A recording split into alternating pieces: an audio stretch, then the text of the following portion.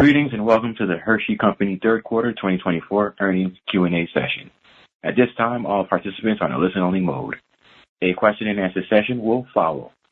If anyone should require operator assistance, please press star 0 on your telephone keypad. As a reminder, this conference is being recorded. It is now my pleasure to introduce your host, Anuri Naughton, Senior Director of Investor Relations. Thank you. You may begin. Good morning, everyone. Thank you for joining us today for the Hershey Company's Third Quarter 2024 Earnings Q&A session. I hope everyone has had the chance to read our press release and listen to the pre-recorded management remarks, both of which are available on our website. In addition, we have posted a transcript of the pre-recorded remarks.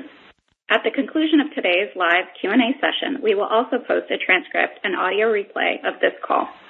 Please note that during today's Q&A session, we may make forward-looking statements that are subject to various risks and uncertainties. These statements, including expectations and assumptions regarding the company's future operations and financial performance. Actual results could differ materially from those projected. The company undertakes no obligation to update these statements based on subsequent events. A detailed listing of such risks and uncertainties can be found in today's press release and the company's SEC filings. Finally, please note that we may refer to certain non-GAAP financial measures that we believe provide useful information for investors. The presentation of this information is not intended to be considered in isolation or as a substitute for the financial information presented in accordance with GAAP. Reconciliations for the GAAP results are included in today's press release. Joining me today are Hershey's Chairman and CEO, Michelle Buck, and Hershey's Senior Vice President and CFO, Steve Voskuil. With that, I will turn it over to the operator for the first question. Thank you. Again, we will now be conducting a question-and-answer session. If you would like to ask a question, please press star 1 on your telephone keypad. A confirmation tone will indicate your line is in the question queue. You may press star 2 to remove yourself from the queue. For participants using speaker equipment, it may be necessary to pick up the handset before pressing the star keys. Our first question comes from the line of Ken Goldman with J.P. Morgan. Please proceed with your question. Hi, good morning, and thank you. I wanted to ask a couple of questions around the comment regarding top line being, roughly on algo for next year. The first question is, the street is looking for a pretty decent step up in your realized price for next year. I wanted to make sure that's kind of the right way to think of it. And then the second question is it reasonable for us to assume that your guidance will factor, the typical kind of or historical 1-for-1 elasticity on certain products that you've mentioned in the past? Thank you. Sure. Steve, do you want to take that? Sure. On the reference to the algorithm, we're talking about our long-term algorithm, so that's 2 to 4 on the top. That's the reference point that we're looking to. In terms of realized price, all in, we'd expect pricing next year to look a lot like this year. As the price increases we took this year flow through, obviously, we'll work to make sure we're competitive and, work with retailers to make sure we get good execution of that. And then from an elasticity standpoint, we expect historical elasticities, which is what we've seen as we've progressed further through this year.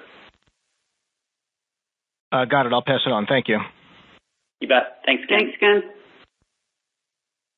Thank you. Our next question comes from the line of Andrew Lazar with Barclays. Please proceed with your question. Great. Thanks. Good morning, Michelle and Steve. Good morning. Hi. I guess I want to put sort of all things cocoa sort of aside for the moment and focus again on sort of core underlying trends. What would you expect core, chocolate market share trends to look like as you exit this year? Can market share get back to stable, or do you think it takes maybe more into the first half of next year? And what should we be looking for in the data, as we move through the fourth quarter? And I ask because obviously if we're, supposed to be looking through the anomalous cocoa cost inflation in 25 to potentially a year of maybe outsized growth in 26 as costs normalize, it's really these underlying share trends that obviously are most important. And in core chocolate, we're going on, I think, like 2 years of some share weakness. So that's really what I'm trying to get at. Thank you. Absolutely. Thanks, Andrew. Yeah, let me step back and talk a little bit about category and market share trends. So first of all, we continue to feel really good about the category resiliency that we've seen. consistently growing about, around that 2% range, which is what it's been historically, and continuing to outpace other snack categories. So we think that's a really good starting point for us. We do see us ending the year with greater momentum than we have had, particularly if we look at some of the green shoots that we called out in the script relative to sweets and the acceleration that innovation that we launched in the marketplace is really taking hold, driving takeaway, and also increasing share with each 4-week period that goes by. We had a great Halloween and expect that we will have 1 share in Halloween. Skinny Pop, certainly we called for a reversal in trend. We've seen that in the past 4 weeks. Innovation remains strong. And then we have a few laps that we, are starting to get into that period that lessens the pressure that we're facing. We had spoken before about reductions in merch at a key retailer. Last 12 weeks, we've seen over 2% growth there. So as we look forward, we feel good about a lot of those things combined with, as we get into next year, a longer Easter, other headwinds that are a bit less relative to SNAP, Mexico drinks, and some of the retailer inventory issues. So I would say it's going to be, a gradual improvement that we do think will build, both in terms of dollars and percent. And probably the piece of the portfolio that will remain under pressure will be instant consumable, because convenience stores, we really saw some of the pressure in that channel start mid-year. So we think it'll take us through the first half to get through that. The other pieces of the portfolio we're expecting to continue to see recovery. Got it. Thank you. And then real quick, just new head of North America Confectionery, and maybe just a little bit about what you see him bringing to the table, and where strategy could well change, or is it more a continuation with just more sort of energy around it? Just trying to get a better sense for that. Thanks so much. Yeah, absolutely. So obviously Mike is a really strong exec coming to us from PepsiCo. Several things that I think he will bring. Number one, always appreciate external perspective and always a good chance to relook what we're doing well, where we can continue to be better. Secondly, he has a very deep and rich background of being incredibly close to customers and retail, and I think that he will significantly dial that up even further as we go forward into the future to unlock new growth and continue to evolve our portfolio to those channels where consumers are migrating to. Thanks so much. Thanks, Andrew. Thank you. Thank you. Our next question comes from the line of Peter Galbo with Bank of America. Please proceed with your question. Hey, Michelle, Steve, good morning. Thanks for taking the question. Morning. Morning. Steve, in your prepared remarks, you did give a bit of insight on 25 inflation and that rate, expecting to be more of a headwind versus what it was in 24. But just wondering if you could elaborate. I think your guidance for this year is high single digit, COGS inflation, and so when we think about more for next year, is that a low double-digit number, low teens, mid-teens, just anything else more you can give us to kind of help as we think about modeling? Yeah, not surprisingly, the biggest piece is going to be cocoa, and the year-over-year move will be significant. You look at the rates that we've been paying for cocoa this year. We set that back when we set our guidance in February, and so we said back then we're well hedged for 2024. So the cocoa prices we've been paying this year reflect getting into the market really from earlier this year and preceding. So now you flash ahead to current pricing and you look at pricing for next year, it's a pretty significant step up. And it's not just the cocoa side. The cocoa beans, of course, the biggest piece, but there's also cocoa butter, cocoa liquor, and some of the other physical derivatives of cocoa that'll be inside that inflation. And so we'll get into a lot more detail on that when we come back in the fourth quarter. But that'll be the biggest source of inflation, clearly. I expect we'll see, some labor inflation. We'll probably see some other inflation in specialty ingredients and things like that. And alongside that, we'll be talking about our plans for productivity and so forth to chip away at some of that inflation, but cocoa and sugar probably are going to be the two biggest pieces. Got it. Okay. No, that's helpful. We'll wait, for February for more detail there. And then if I can just ask on the gross margin actually in the quarter, it seemed like it maybe came in below not only just street, but maybe your own internal expectations, and just kind of what drove the variance. Is the deleverage piece, from volume more than you expected? Is it more mixed? Just can you help us understand what happened there? Thanks very much. Sure. It was below what we were expecting, just as we said we were disappointed on the top line, disappointed by the margin performance as well. The biggest piece was the sales flow through, and, the fact that sales were down, and then the mix of sales. We talked about C-Store, for example.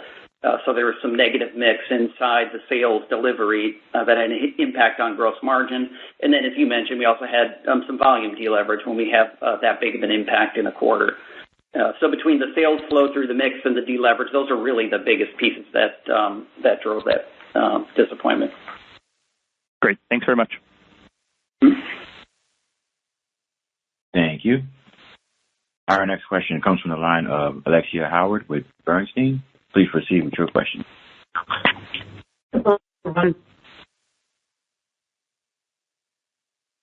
Alexia? Hi there. Can you hear me okay? Oh, now we can, yeah. Good. Okay, perfect. Can I bring up the topic of the GLP-1 drugs? That there seem to be a few data sources now. Obviously, it's early days that are suggesting that maybe mid-single-digit percentage of U.S. adults, perhaps a little higher, are currently using these. That was a little faster than we expected them to be adopted this time last year. Can I ask how you're going about exploring what these patients need, how to respond to that, whether you're seeing any impact on the chocolate sales at the moment, and what the path forward is on that, and then I have a follow-up. Yeah, so we would say we're seeing a mild year-on-year impact. I'd say consistent with what I think we've shared before, in line with what we would expect, which I would say is more of a gradual impact. We've continued to see multiple sources of data validating that the consumers on those drugs aren't eating disproportionately less of our categories. I know there's been some mixed data, but we've seen a lot on that.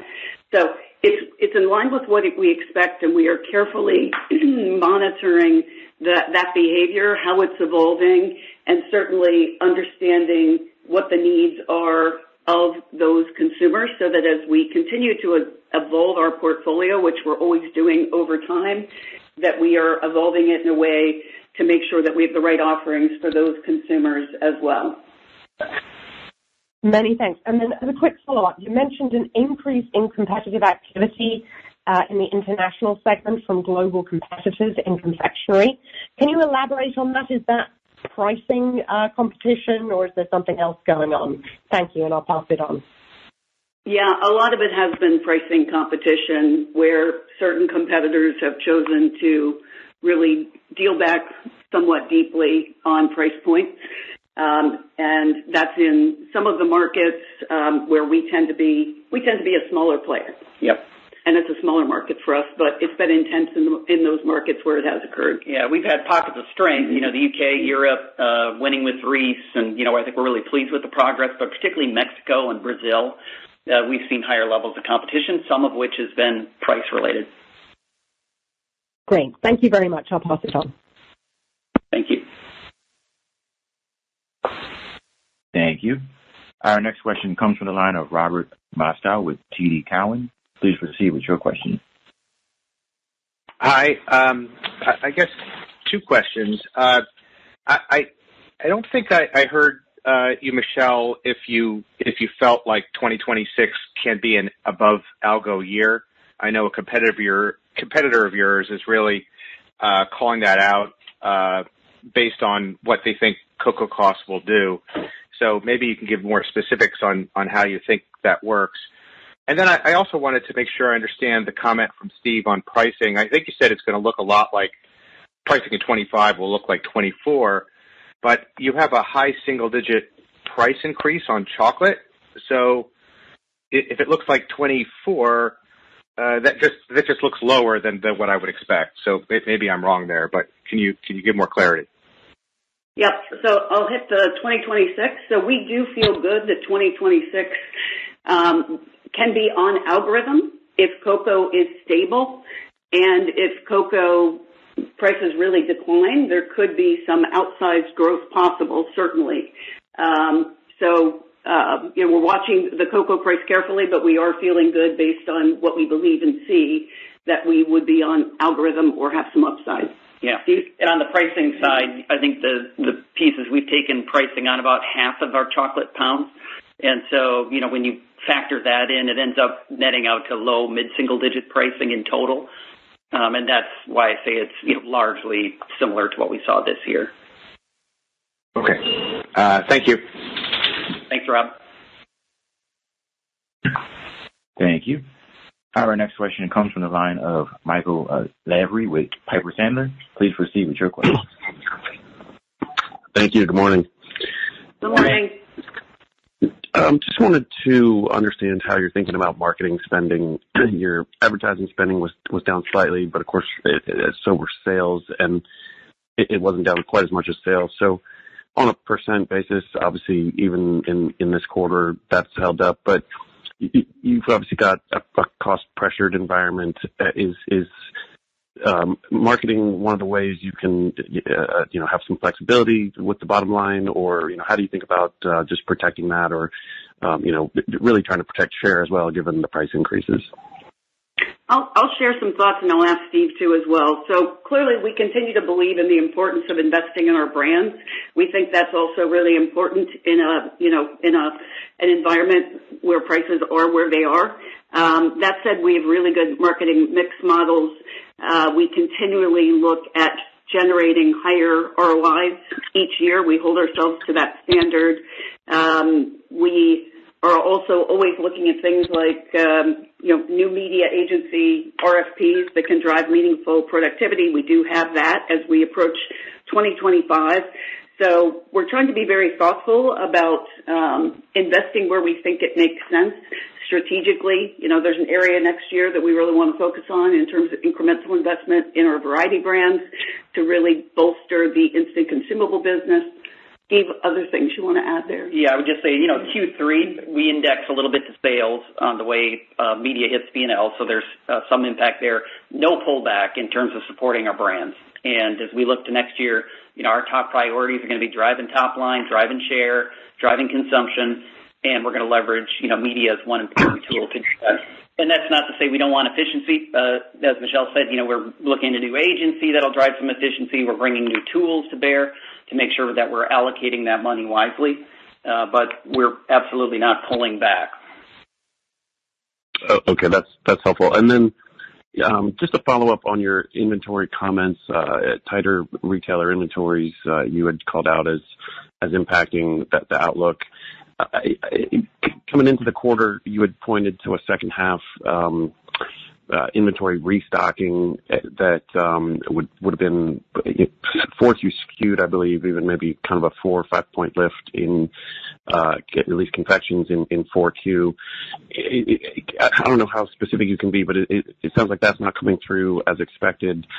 Can you just give a sense of maybe how much the guidance cut is from an inventory reset that isn't materializing the way you had initially expected?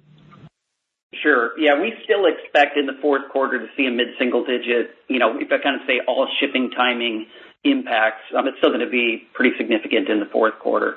If I take a look at full year guidance, the impact of all of these inventory moves is probably about a 0.5 point drag on the adjustment that we made, just to give some perspective. And I think we acknowledge this is a noisy quarter with lots of, between, lapping S4 in the case of salty and timing and the way retailers have laid out seasons, lots of factors. So, but when you look across all of it, the biggest piece is a 0.5 point. We expect to see less of that all in 2025. It should be a lot cleaner conversation. Okay, great. Thanks so much. Sure. Thank you. Our next question comes from the line of Tom Palmer with Citi. Please proceed with your question. Good morning. Good morning. I know it's still early for a full 2025 outlook, but I wanted to just get maybe more specific on a couple of items you noted for 25. Just any help on the incentive comp, how much that's tracking below this year. And then second, you have multi-year plans for productivity and cost savings you've laid out. To what extent might you be able to flex these a bit higher in 2025 versus what the plan was for 24? Yeah, sure. We can take that. The comp reset, we'll talk more about that when we get to the fourth quarter. When we talk about fourth quarter earnings, we're still working through this year, but obviously with the performance this year, you can imagine the incentive comp is going to need to be reset next year back to target levels. And again, we'll give more color on that, but it's a meaningful year-over-year impact. On the productivity, absolutely. We have a great history of driving productivity here. Before we talked about things like the AAA program, which are incremental. Just our base level of CI is something we try to push up every year. The teams are working hard to do that, to continue that trajectory. And then we'll continue to look, even within the bounds of the AAA program, what more can we do to help offset some of the inflation. I'd say it's going to be tough. The teams are working on it. The savings that we share is a net savings, so it takes into account some level of reinvestment, but we will definitely be looking to drive as much savings as we can for next year. Right. Thanks for that color. And just a quick one on cocoa. The prepared remarks indicated it would be inflationary throughout the year. Are there periods we should be thinking about next year where we will see that rate of inflation more significant than others? Yeah, I would say that's hard to call right now, just because we're still getting through this year, and the cocoa's been so volatile. We'll try to give more of that color when we do talk about full guidance for next year, to give a little bit of perspective. But by then, we'll have a pretty good picture, probably, of some of those year-over-year movements. Okay, thank you. You bet. Thank you.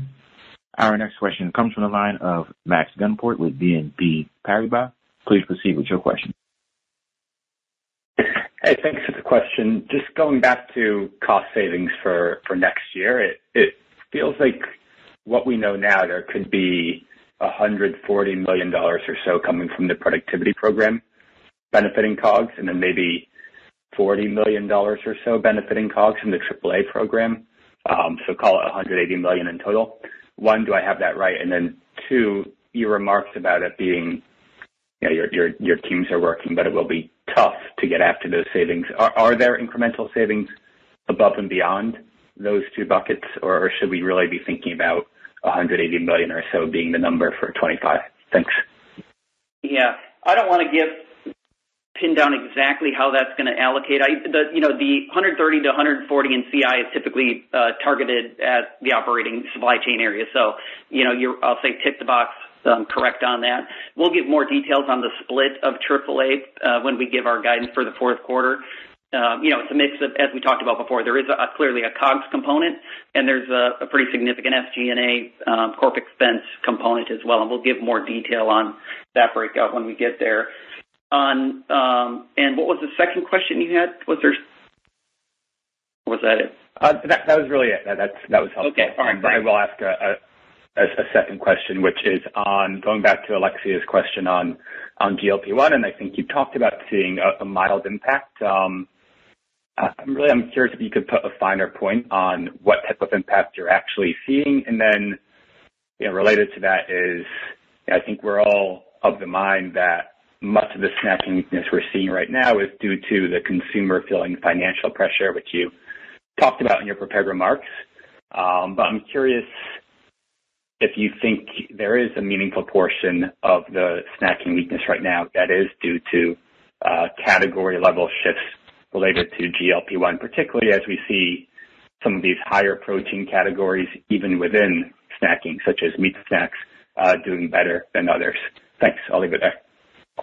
Yeah, all the analysis that we have done has continued to show that the year-on-year impact is not significant, and that the pressure in the snacking categories are really driven by the consumers feeling pressured financially.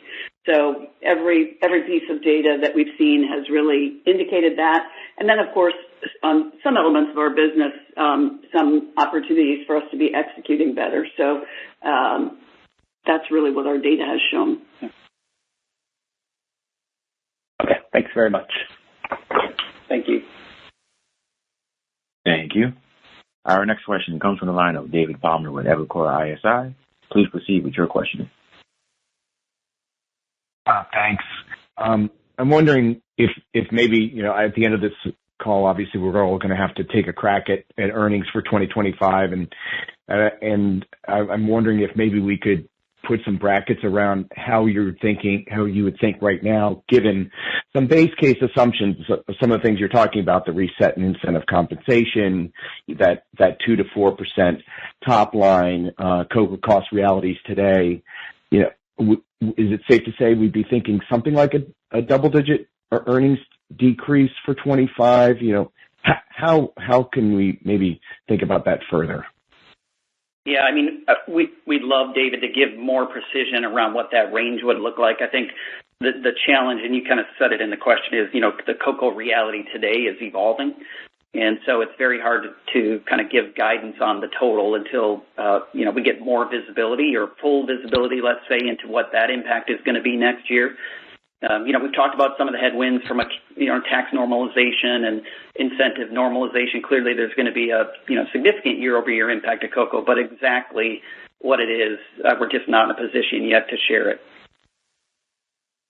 Okay, understood on that. And just one question on the top line. You went through in the prepared remarks a great reminder about the long-term growth, the 15-year growth in the confectionery category. And not only that, but Hershey has done a great job in terms of market share growth and had big areas of growth and outsized growth from things like Seasons or the Reese's Power brand. I'm wondering how you're thinking about the sort of the shape of your growth and the contributors of growth, maybe those outsized areas of growth as you're going forward, whether that be non-chocolate confectionery, which has been outperforming chocolate recently, maybe channel, how are you thinking about the candidates for outsized growth for you in 25 and beyond? Thank you. Yeah, so I would say certainly salty, as we look at our entire portfolio, is going to be a big area of growth. Strong growth in the categories, lots of household penetration upside for us on those businesses, distribution expansion, sweets certainly, because sweets is a growing area of the category, also an area where we are underdeveloped. Certainly Seasons, we've continued to have strength, and so we will continue to look at ways for that to drive us going forward. I would say some of the channel opportunities we think are big ones, and a lot of those would come through relative to chocolate. And I think I'd kind of categorize that chocolate would be more in line with and slightly better than the category, but probably the biggest inflection point in 25 versus some of the others that I mentioned. Thank you. Thank you. Our next question comes from the line of Chris Carey with Wells Fargo Securities. Please proceed with your question. Hi, everyone. I just wanted to go back to a reference in the prepared remarks that you'll be dealing with fewer headwinds in 2025 than you experienced in 2024. I think it's really a top-line comment. Michelle, you flagged, convenience stores probably weak into the front half, but then maybe get better. Sounds like you expect execution to get better in store as well, potentially with, a new leader or infection. Just what are the things that when you think about fewer headwinds and the year-over-year helpers that you're really thinking about when you inserted that comment in the prepared remarks?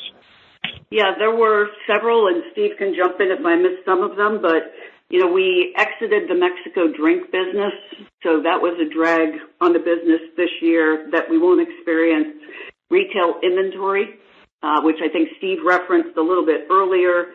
Certainly some of the pressures that we had at that key retailer around reduced merch, that we will have fully lapped, the ready-to-eat popcorn softness that we had seen on Skinny Pop again. We should be through most of the lap on that was creating pressure. There were some pressures from year 2 leaky buckets on some innovation, and we've pulled some of those smaller items to get away from that. Steve, is there anything? Snap was the only other one I think that we've called out. And then, of course, you have positives on the other side, right? We've got a longer Easter. We've got very strong innovation pipeline, both year 1 and year 2 for next year, with some strong investment behind it. Michelle's talked about the sweets momentum, the inflection in Skinny Pop. So absence of negatives and opportunities on the growth side. Okay, thank you. And then one quick follow-up would be, Michelle, you did reference several times throughout this Q&A session what it sounds like a desire for execution just to be a bit better, and then clearly you have new leadership with the business. How would you frame maybe this past couple years of market share between innovation versus in-store execution? That can be merchandising or GM, what have you, but it just does feel like there's a tinge of execution that you feel like has been lacking and that can improve. So when you kind of think about the past several years, how meaningful has that execution been in market versus, say, some other factors? Thank you. Yeah, so I think there have been a couple areas that I want to do better. Certainly, this past year, our summer activations in market did not perform as strongly as we had hoped, things like Olympics. I think that there are some areas where there were some changing dynamics in the category, so there was increased competition from private label and smaller manufacturers in take-home. So we had a really good innovation calendar, but it was focused on sweets and on instant consumable, and our innovation did incredibly well there. But with that stepped-up level of new competitors in take-home, we found that we need even more there. So as we look at seasons, we had some instances where we had a variety of offerings, and perhaps our retail partners didn't always have the optimal or choose the optimal portfolio. We think that we can, partner with them and influence in a greater way. And then I think just some areas of opportunity, probably not weak execution, but opportunity. We talked a lot about some of the work we did on gold standard shelf for take-home a few years back. We're implementing that right now for instant consumable. I think that will, lead to some stellar results for us. So, as well as the focus that we're putting on some of our variety brand portfolio and really executing that well within instant consumables as well. So those are some of the areas of focus. That's really helpful. Thank you so much. Sure. Thank you. Our next question comes from the line of Leah Jordan with Goldman Sachs. Please proceed with your question. Good morning. Thank you for taking my question. I was seeing if you could provide more color on the increased competition that you're seeing in confection domestically. What do you think is different in the environment now that smaller players and private label are having a meaningful impact, as you called out, and how do you plan to address these pressures? So I think as it comes to private labels, certainly I think that's driven by the consumer pressure and focus on value.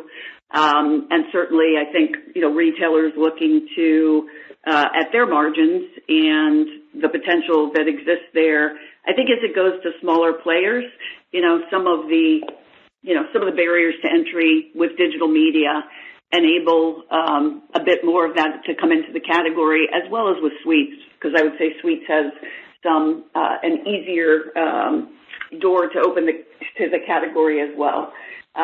Where we are really focused is how do we really have the right offerings, the total value proposition. So if we look at instant consumables, for example, it's always about the highest velocity items everywhere. So there are some instances where, we put out some innovation and shelf space that we took during the pandemic, and the items were doing okay, but now there are some smaller players who came in and have competitive velocities, and we need to switch out some of the items we have for even stronger items. So I think it's really a focus on that. Great. Thank you.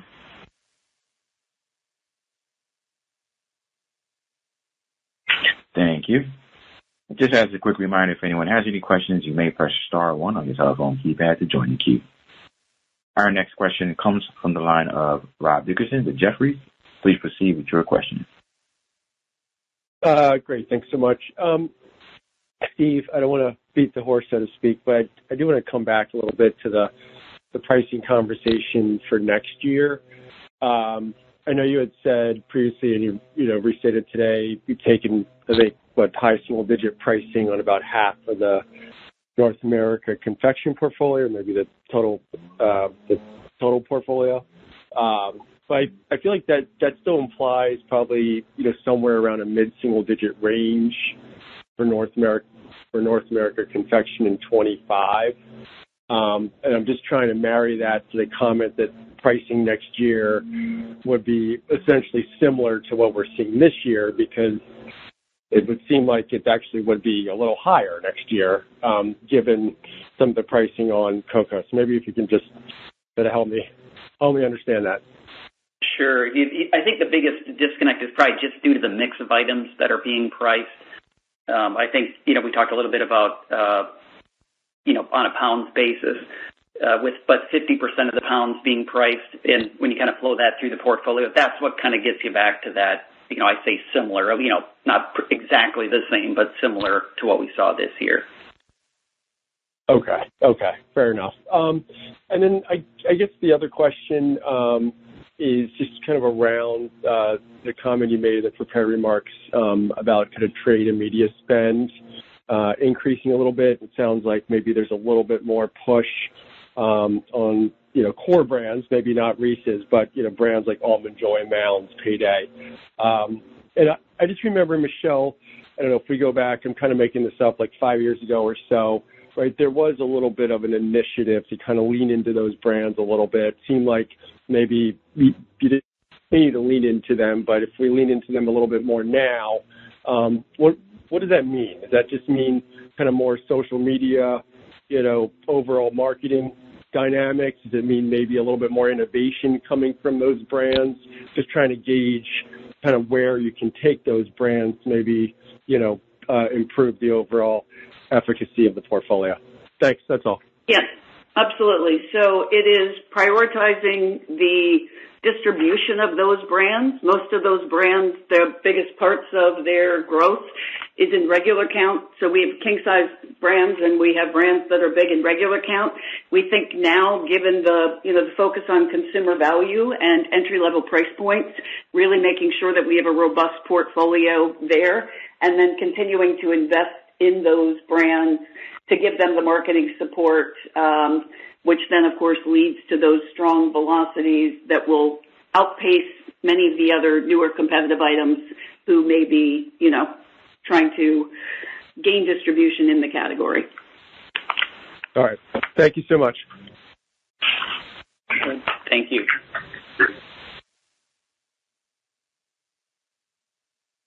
Thank you.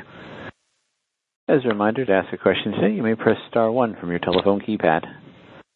We'll pause a moment to assemble the queue.